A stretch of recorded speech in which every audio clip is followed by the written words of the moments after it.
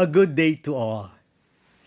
The last 20 months have represented a period of dramatic change for those of us who endeavored to weave our brand stories amid the global pandemic.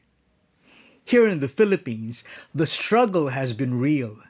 And yet, as the world seemed to stop spinning, while lockdowns restricted our budgets and creative production, we demonstrated that the human spirit persists and thrives, that our stories cannot and will not stop, that we will always find ways to establish human connection, and that the virtual world is real. It's in fact where our stories find a fertile platform through digital video. This session aims to demonstrate through the Philippine experience how digital video is a powerful tool to tell compelling stories about people and how brands have played a supportive but significant role in the narrative. The presentation is titled Tears and Laughter, Video Engagement Tactics to Increase Traction.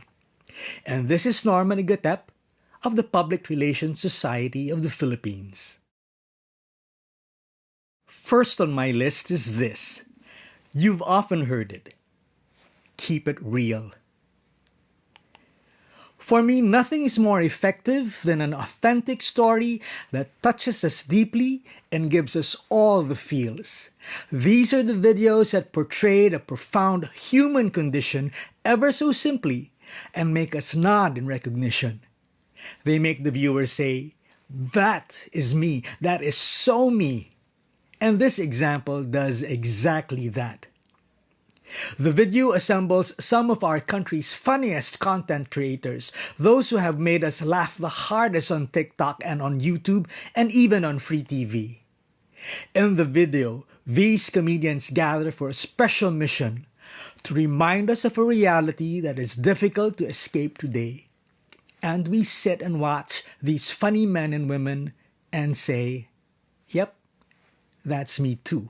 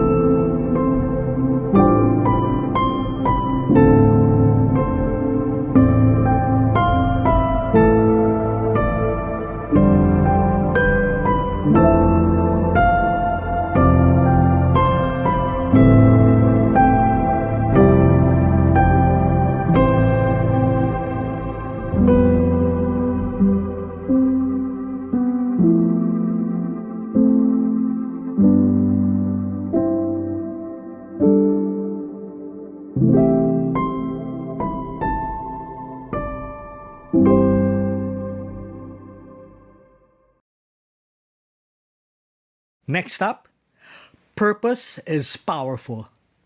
It's been crystal clear that when times are shaky, when people are seeking assurance and hope, the brands that support communities and put people over profit despite their own business challenges are the brands that we remember and tend to patronize even when the times become better. This next video was produced by a local telecommunications company just before COVID-19 hit us. But throughout the pandemic, it's been among the most viewed videos because of the brand's advocacy for a special community. And the story was dramatized through a most heartwarming execution. Check it out.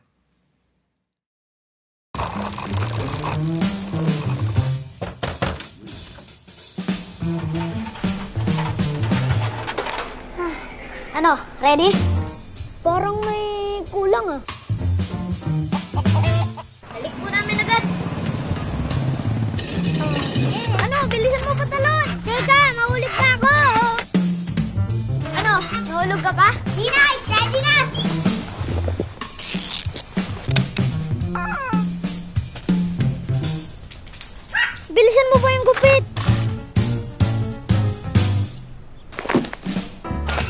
Parang may mali ah. Oo nga eh.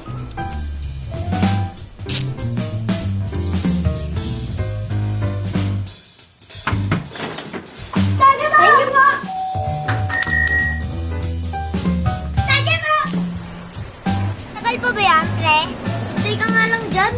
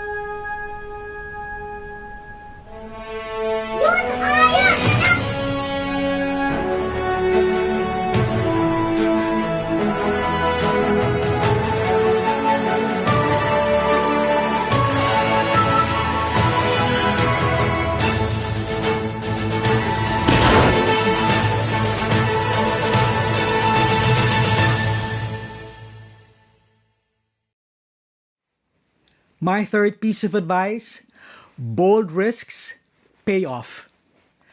Especially when we're on a tight budget, fearless and unexpected storytelling can push a smaller, less recognizable brand into the limelight. This video catapulted the almost forgotten soda brand into sudden fame due largely to its absurd humor that is so unexpected in Filipino culture. Shared heavily on social media and discussed at extreme lengths in online communities, the video went on to win numerous awards both locally and internationally. Watch and you'll see why. Or maybe you'll contribute to the ongoing debate.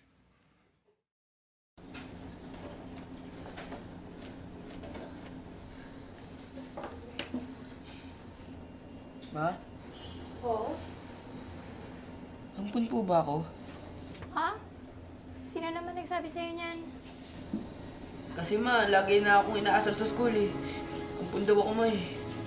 Anak, di ba sinabi ko sa'yo huwag ka magpapa-apekto sa sinasabi ng iba? Pero ma, sabihin mo sa akin ma, ampun po ba ako? Ha? Ma! Ampun ba ako? Ha?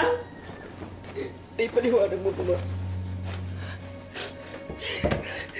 May paliwanag mo bakit may 4 na baso ako sa likod?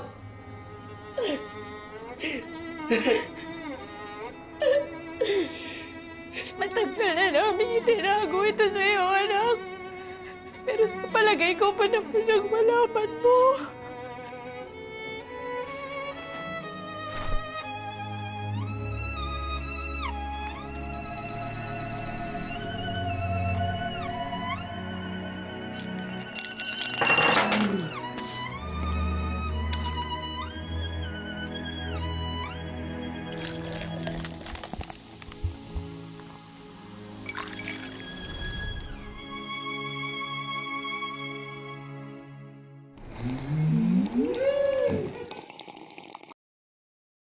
Another thing we've learned: episodic content keeps audiences wanting more.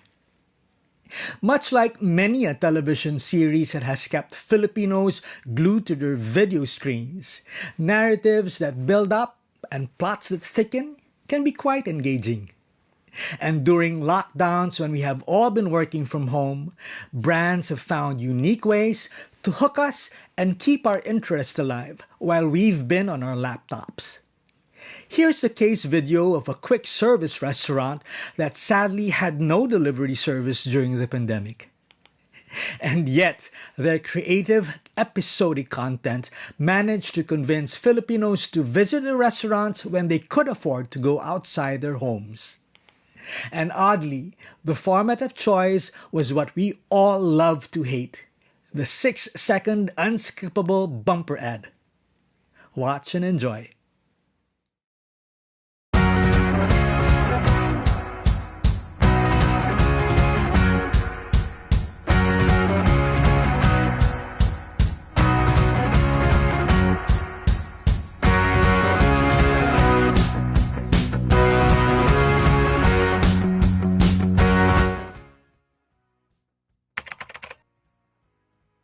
Greenish Take Home Bestsellers!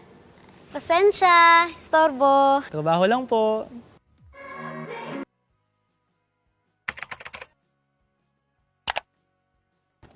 Uy!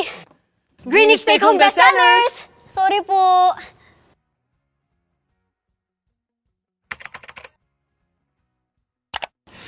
Ay, baliktad. Greenish Take Home Bestsellers!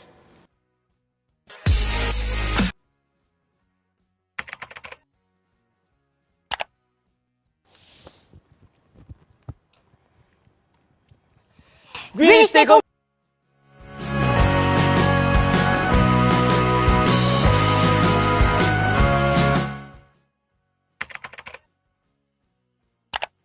Greenish Take Home... Ay, nakita na niyo to. Sorry.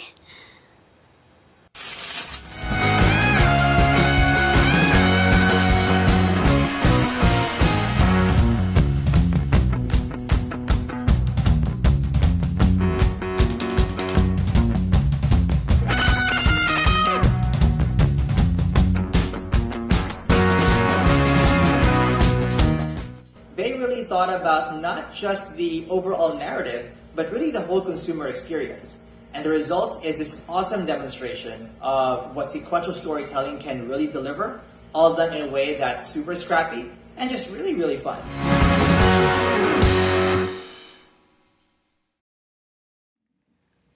My last tactic? Bring your audience into the story. In truth, while you are probably the narrator, the most effective stories are not really about you. They are much more about the people whose perceptions define you as a brand. So the sooner you bring your audience or your publics into the narrative, the more meaningful and relevant your digital videos become. Here's a recent video from Procter & Gamble, composed almost entirely from footage generated by the public, and not so much by P&G. Again, it's not about you. It's about your audience.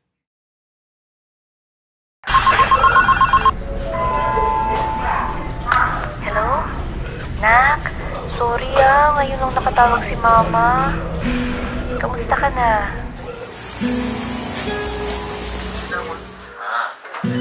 Medyo busy lang kami. Kakakain lang ni Mama. Buffet nga Pag uwi ko, promise, ipagluluto kita ng paborito mo. Oh, huwag sobrang likod. Hugas ng kamay lagi. Kailangan malinis bago matulog, Oh, sige na anak. Tulog na. Pray ka kay Papa Jesus.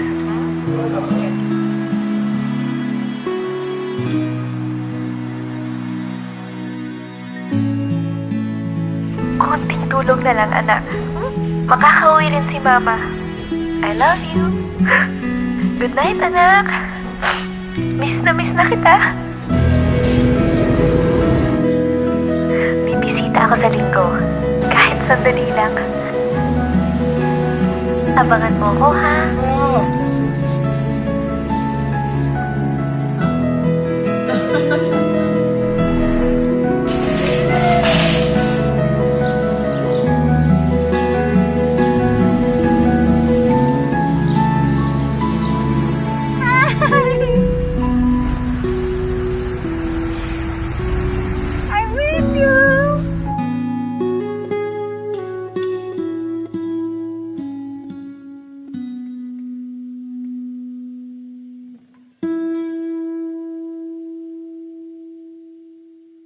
Keep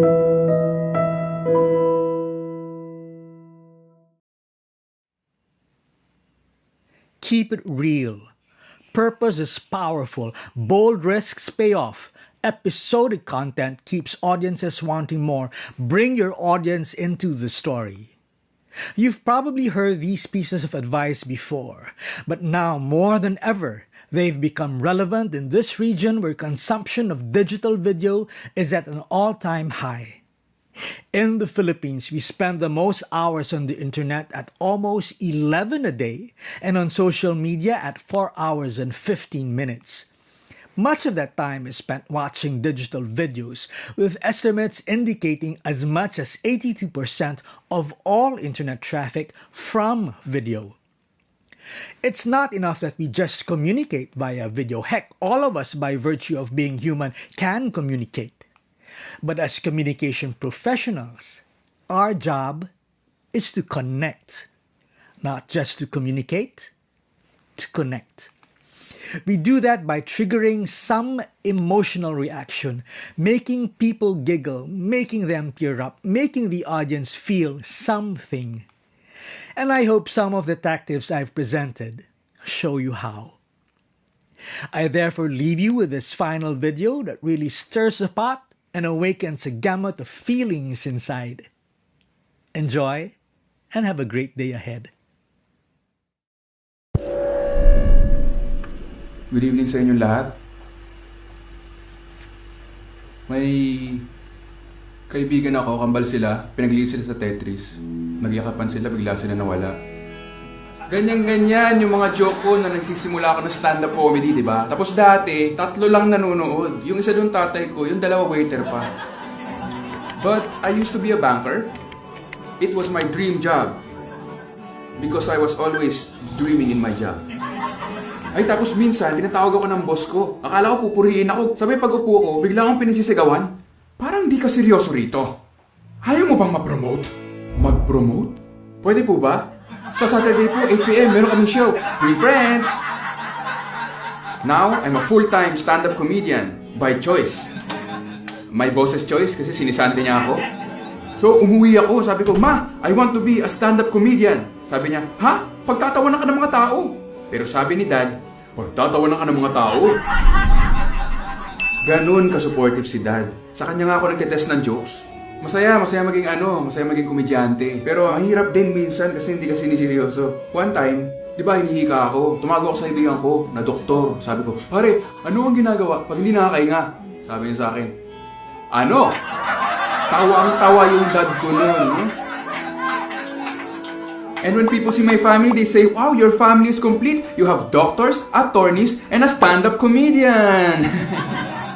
So you have a doctor's appointment, an attorney's appointment, and a disappointment. Minsan, yung dad ko, hindi pa nagigets yung mga jokes ko, di ba? Tinanong ko siya eh. Sabi ko, Dad, natatawa ka ba sa mga jokes ko? Sabi niya, mahirap yung ginagawa mo. Bira lang ng bira. So, bira ng bira, no? Yan kasi yung sinasabi sa akin ng dad ko dati.